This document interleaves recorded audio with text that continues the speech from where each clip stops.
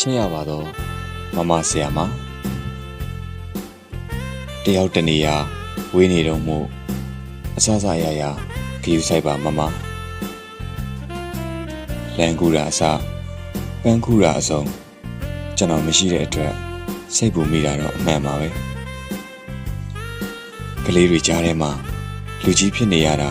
ပင်ပန်းနေရောပေါ့မမကြီးကလေးတွေကိုစုံမရတာနဲ့အားမရလို့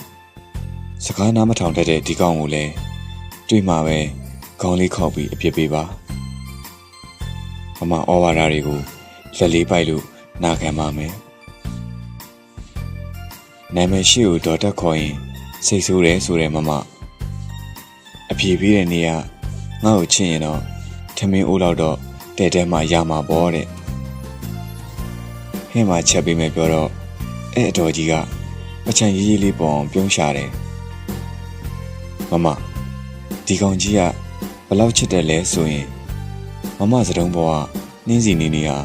ဘသူပေးတာလဲဆိုတာကအစတွေးပြီးစိတ်ပူနေတာမျိုးလေဘာပဲဖြစ်ဖြစ်ပါမမနောက်တစ်ချိန်မှာရှင်မုံအဖြူနဲ့ချောင်းစိမ့်လုံကြီးလေးကို